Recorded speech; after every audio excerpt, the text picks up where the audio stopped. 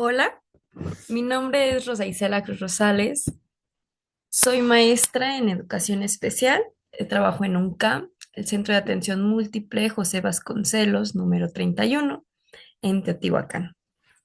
Yo tengo la licenciatura en educación especial en el área de atención visual. Estudié en la Normal de Educación Especial del Estado de México, en Atizapán de Zaragoza. También tengo la maestría en educación. Esta la estudié en la UNID de Tlalnepantla y actualmente estoy cursando el doctorado en educación en la UEM. Bueno, pues ahora les voy a hablar un poco sobre esta investigación y este trabajo como proyecto final, que es el modelo curricular de Ángel Díaz Barriga.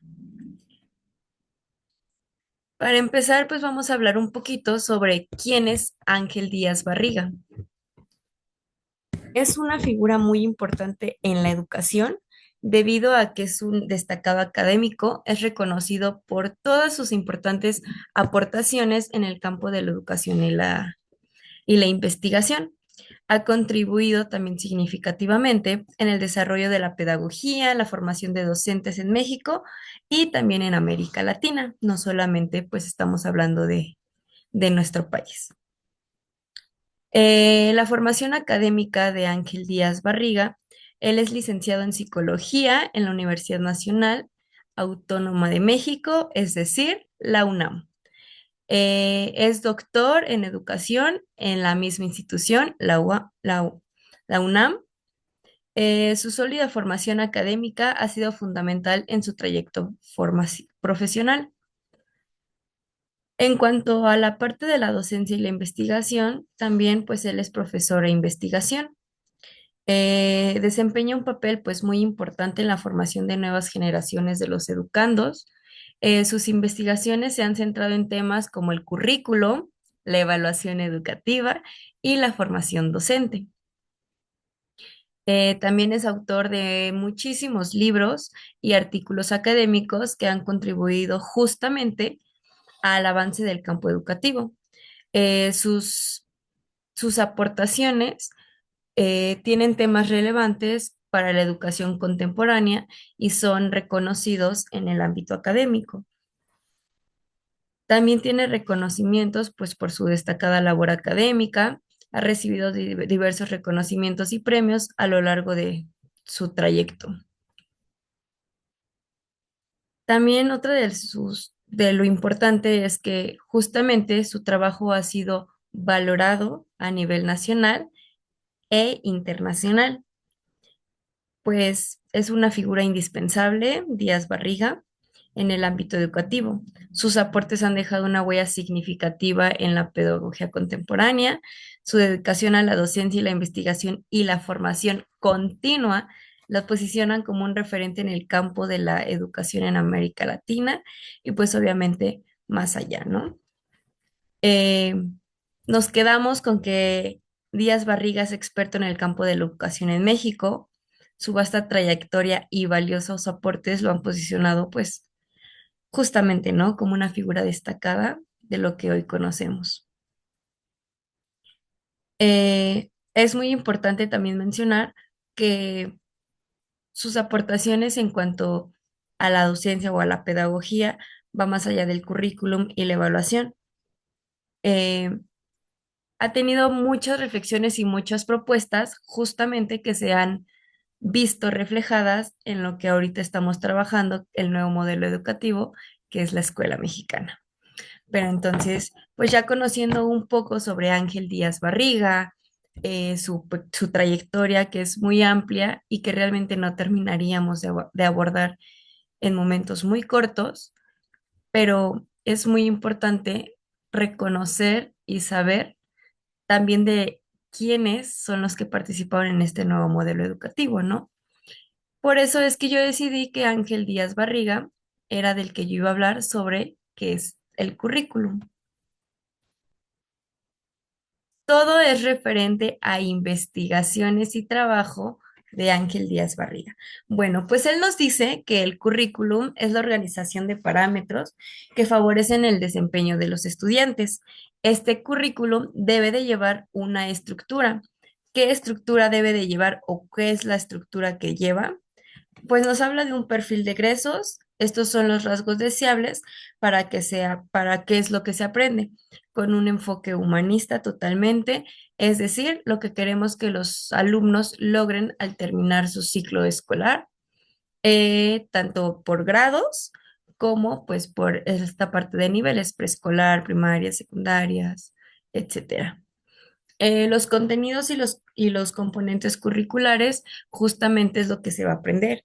Hoy en día trabajamos pues de esta manera en la que nos ponemos en contexto real de los alumnos, por lo tanto los contenidos y los componentes curriculares están pensados en la realidad del alumno, centrado todo en el alumno, centrado en su comunidad del alumno y realmente en esta parte de las problematizaciones reales que tienen los alumnos. Por lo tanto, la estructura de los contenidos es con base a las necesidades que se detectaron dentro de la institución, del aula y de los alumnos.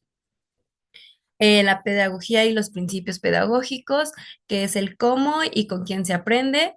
Ahorita la figura del maestro es importante, pero no es la única de donde se obtiene conocimiento. Entonces, es parte importante saber que los alumnos vienen con aprendizajes y que estos aprendizajes son parte importante de esta estructura, justamente que es de la pedagogía y los principios pedagógicos, que es el cómo y con quién se aprende. Y pues ya el mapa curricular y la distribución del tiempo justamente es lo que vamos haciendo dentro de de nuestra planeación y de nuestros proyectos didácticos que se van empleando dentro de la escuela. Pueden ser proyectos didácticos tanto de la parte de los contenidos como también lo que nosotros vamos trabajando cada mes. Dentro de ese cada mes justamente va justificado con una historia o la parte histórico para que los niños o los alumnos puedan aprender de dónde viene, cómo se transforma hoy en día y justamente va dentro del mapa curricular y pues en las distribuciones de los tiempos. Y vamos a hablar ya ahora sí específicamente del modelo curricular del que nos habla Ángel Díaz Barriga.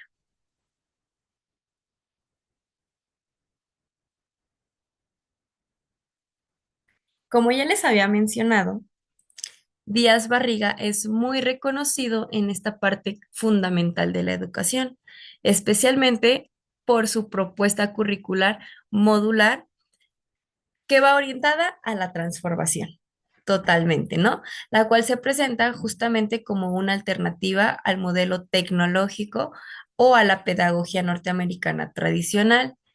Esto quiere decir que justamente lo que él nos invita a hacer es hacer una transformación dentro de, pues en este sistema, ¿no?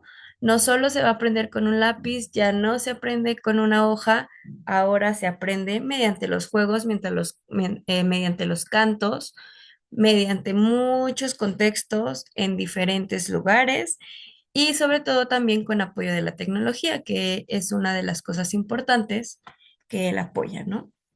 Esta propuesta busca que se pueda vincular el aprendizaje a una realidad social y profesional de los estudiantes. Es decir, él está tratando de que promovamos una educación que transforme tanto al individuo como su entorno, ¿no? Y es parte de lo que justamente les mencionaba y vuelvo a repetir, cómo es que nosotros vamos a enseñarle a un alumno y que ya no solo se quede en un aprendizaje dentro del aula, ¿no? Ahora, la tarea o a lo que nos invitan con este nuevo modelo curricular o este modelo curricular de Ángel Díaz Barriga, justamente es que lo que el alumno aprenda pueda llevarlo a la práctica en diferentes contextos, es decir, que el alumno pueda resolver situaciones de su vida cotidiana con base en los aprendizajes que se van pues enseñando y compartiendo dentro de una institución.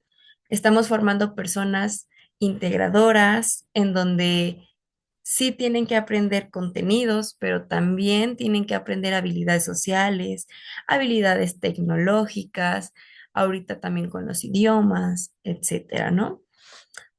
Algo también muy importante dentro de este modelo currículo es que Díaz Barriga nos habla de 5 elementos muy importantes para la elaboración de este mismo, porque de esta manera él nos va ofreciendo un enfoque estructurado y práctico para el desarrollo, pues, curricular. Por lo tanto, pues vamos a hablar justamente sobre los requisitos. Él nos habla así como tal los requisitos para elaboración de un plan de estudio. Primero empezamos con un diagnóstico, todos lo conocemos, en donde él nos habla que es con base en de las necesidades, ¿no?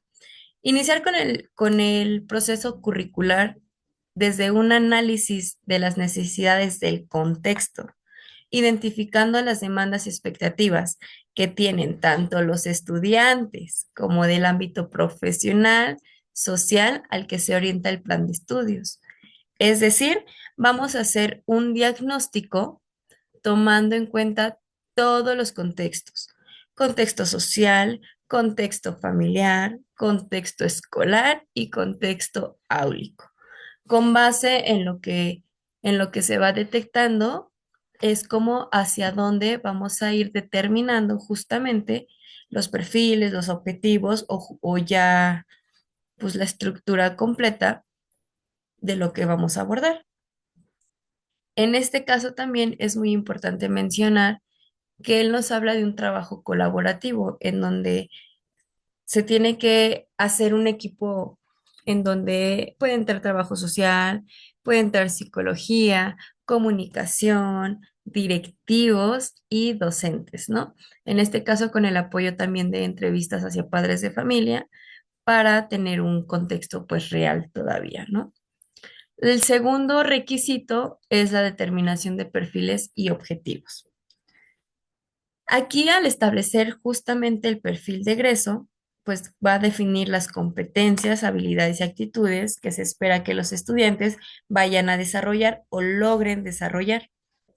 Entonces, a partir ya de este perfil, se van determinando los objetivos educativos específicos que orientan todo el proceso, sin olvidarnos de de nuestros resultados del diagnóstico. Es decir, vamos a tomar en cuenta el perfil de egreso, pero hacia dónde queremos que el niño logre con base a las necesidades. Por lo tanto, aquí ya hablamos un poquito de manera individual, en donde todos los contextos son diferentes y justamente por eso se hace también un diagnóstico a nivel escolar para poder determinar los perfiles y los objetivos, pero también tomando en cuenta las individualidades de cada alumno. El tercer requisito, pues es la decisión ya sobre la estructura curricular meramente, ¿no? Es decir, pues diseñar la estructura del currículum en función justamente de los objetivos y del perfil de egreso ya antes hablado. Y aquí ya se van a organizar pues los contenidos en módulos o en unidades de aprendizaje que respondan a los requerimientos pues ya identificados eh, del diagnóstico, de los perfiles. Y pues ya aquí hablamos ya sobre los proyectos que se tienen. eh, no podemos, o él nos invita a no hacer desde un inicio de ciclo escolar, hacer toda esta parte de estructural. ¿Por qué? Porque él justamente nos hace hincapié en que todo va con base a las necesidades del alumno y de su contexto. ¿Qué quiere decir? Este mes puede pasar algo diferente, ya sea en su familia, en la localidad incluso de la escuela, en donde a lo mejor el proyecto que ya se está trabajando, se tiene establecido, ya no es acorde a la necesidad que se está teniendo. Por lo tanto, se hace un ajuste y por eso es que se tiene una base, pero es continuo el movimiento. ¿Por qué? Porque estamos trabajando sobre una realidad del alumno. Eso es muy importante. No es más trabajo, no es más carga administrativa como muchos los dicen. ¿Por qué? Porque eso también nos facilita a nosotros a ver el logro de los resultados de los alumnos. El diagnóstico también es una parte muy esencial en esta parte de la elaboración del currículum, del plan de estudios. ¿Por qué? Aquí ya se diseña la estructura justamente del currículum en función ya de los objetivos, del perfil de egreso, ya organizando todos los contenidos en los módulos o unidades de aprendizaje que pues que respondan a los requerimientos identificados, tomando en cuenta que los alumnos traen experiencias y traen conocimientos de casa.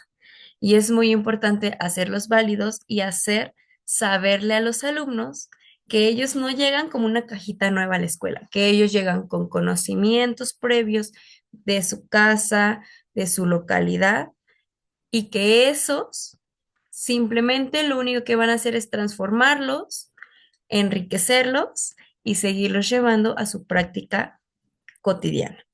De esta manera, los alumnos se van sintiendo que son parte importante y que son seres con conocimientos que pueden llevar a la práctica y que día con día se va aprendiendo y transformando los conocimientos que ya se tienen.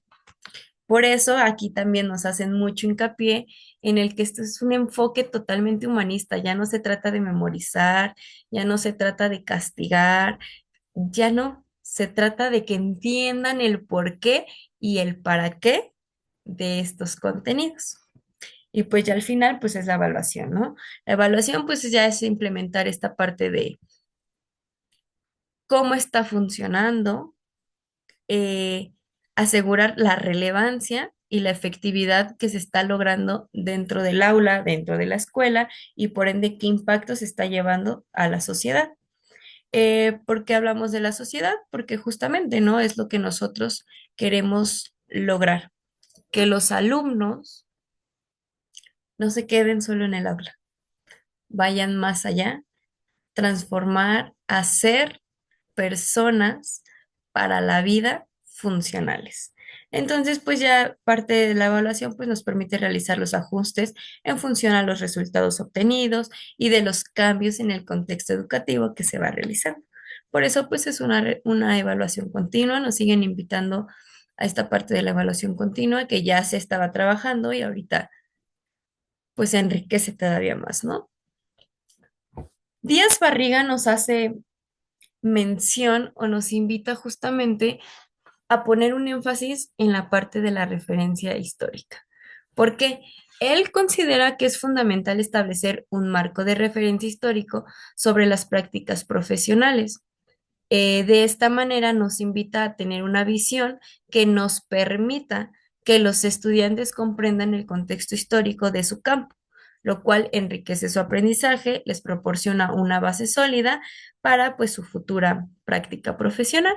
¿Qué quiere decir con estos?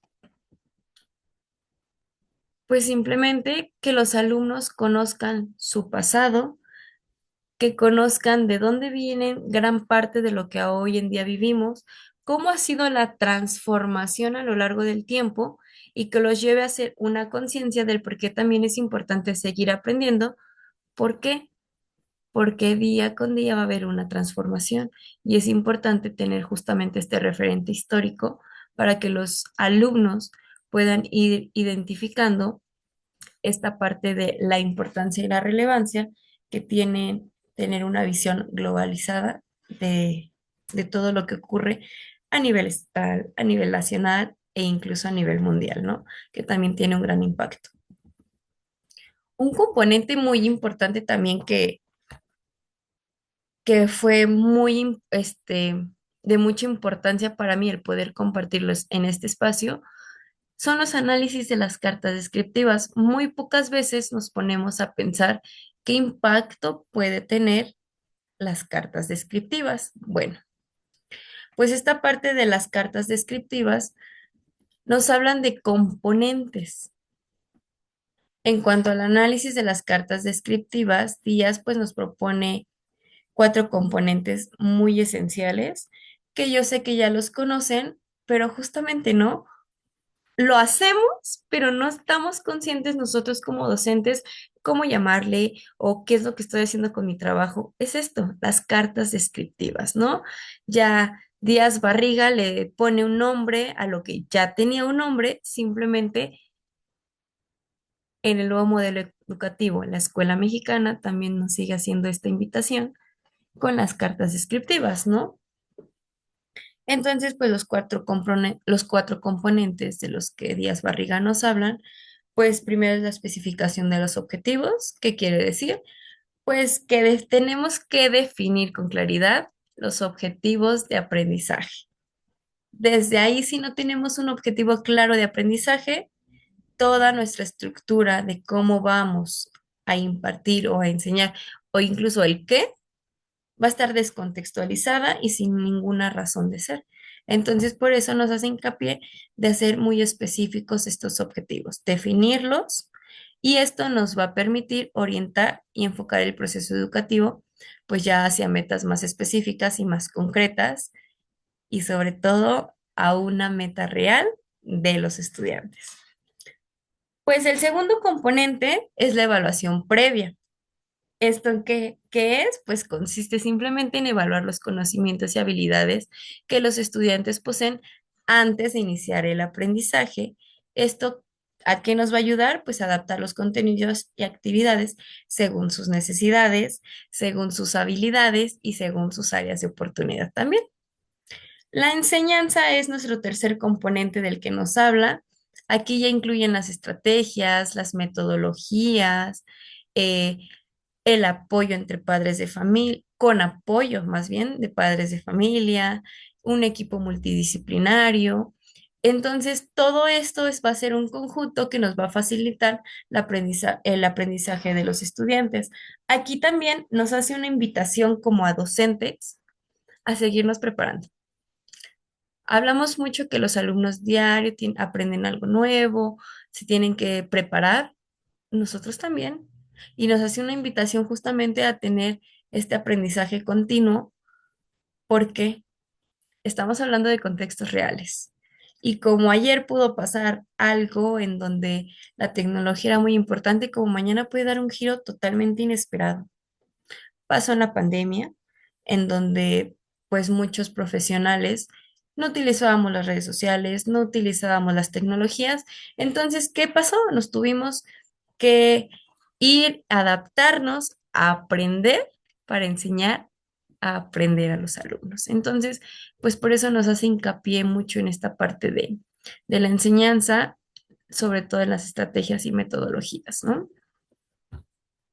Que no nos casemos con una metodología, ¿por qué? No son libros de recetas, simplemente hay que saber, conocer qué es lo que estamos enseñando y a quiénes, las características tanto colectivas de manera única como individuales. Y por último, pues el cuarto componente, que es la evaluación de resultados. Justamente es lo que ya habíamos visto en un inicio de este video, pues esta evaluación que nos va a permitir, pues medir el nivel de logro de los objetivos y la efectividad del proceso de enseñanza.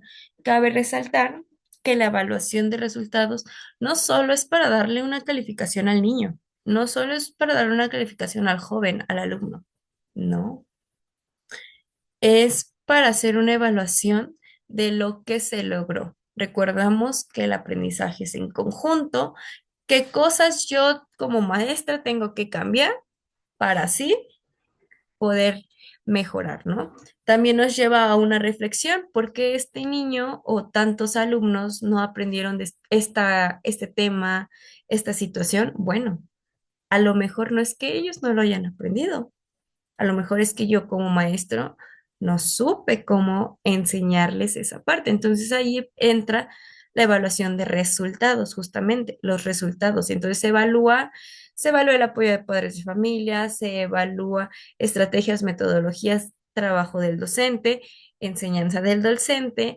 se evalúa también al alumno, entonces se evalúa también hasta el contexto, ¿no? ¿Qué ha pasado en ese contexto que no permitió generar un ambiente favorable de aprendizaje? Si nos damos cuenta, no nos habla Díaz Barriga de otra cosa que ya no hemos trabajado, simplemente él lo enfoca a la parte humanista, a la parte de ver los contextos, ¿ok? Y pues nos vamos justamente para finalizar esto, para ir cerrando con la nueva escuela mexicana, que es lo que hemos estado trabajando, ¿no? Eh, Él nos hacía como, o nos hace la comparación de otros modelos con el nuevo actual. Todo lo que yo les he estado hablando justamente en este video, se llegan a estas conclusiones, ¿no? Respecto a la nueva escuela mexicana, que es lo que estamos trabajando, que es lo que ahorita debemos de aprender y que seguimos en esa parte de aprendizaje, ¿no?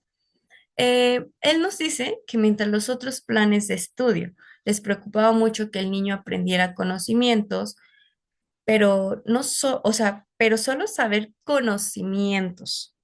Esto que aprendieran las disciplinas, que aprendían las matemáticas, las ciencias, la formación cívica y ética, etcétera.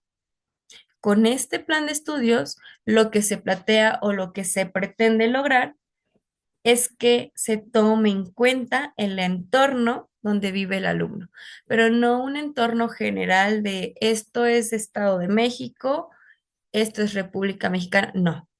Ejemplo, esto es Teotihuacán, esta es la comunidad Santa María, donde son 5 alumnos de mi grupo de ahí, San Francisco Mazapan, otros 5 alumnos, y justamente es eso, conocer el entorno real en donde vive el alumno.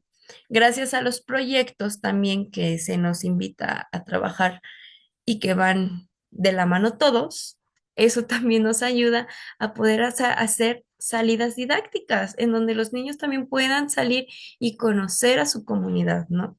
Yo sé que el proceso de gestionar una salida es complicado, sí, pero justamente por eso Díaz Barriga nos ayuda o nos orienta al trabajo multidisciplinario. ¿Desde qué pasa? Desde supervisión, directivos y maestros. ¿Esto para qué? Justamente para darle al niño un resultado y un aprendizaje real del entorno en donde vive. Otra de las cosas importantes que nos habla en este nuevo modelo educativo, en la nueva escuela mexicana, justamente es que al desdisciplinar el currículo, esto es que el currículo no está organizado por disciplinas. Ya no existen matemáticas, ya no existe libreta de español, matemáticas, ciencias, no. Ahorita ya todo el currículum está integrado. Ahorita, ahora ya son los proyectos. Antes trabajábamos también por proyectos, pero justamente era eso. Estaban organizados. Ahora se nos da esta flexibilidad, un currículum abierto en donde nosotros podemos meter todas las disciplinas en una misma. ¿Y qué estamos haciendo? Haciendo justamente que los alumnos encuentren el sentido del por qué están aprendiendo. Y no estoy aprendiendo asignaturas, no. De esta manera también los alumnos ya están viendo un enfoque totalmente diferente y sobre todo abierto, ¿no? Otra es que nos decía que por fases, ahora ya trabajamos por fases, ¿no? Antes trabajábamos por grados, primero de primaria, segundo de primaria, tercero, cuarto, quinto, sexto, pasábamos a secundaria, primero de secundaria, segundo de secundaria, tercero de secundaria, y cada grado tenía sus aprendizajes. Y ya. Entonces yo terminaba mis aprendizajes de primero y pasaba a segundo, y si mis alumnos no comprendieron los de primero, bueno, los de segundo pues ya se atrasaron porque ya no los vimos, ¿no? Ahorita el trabajo por fase, ¿qué significa? No desaparecen los grados, sin embargo, significa en un grado hay una aproximación conceptual o de aprendizaje o de los procesos de aprendizaje y que en el siguiente grado se trata justamente de fortalecer eso que en el grado anterior se obtuvo. Esto es muy importante. Esto ha sido eh, de manera satisfactoria el cómo se han estado vinculando, cómo se ha estado trabajando, en donde ya no se cortan, o sea, ya no es primero, ya no es segundo, ya no es tercero, ahora es la fase uno.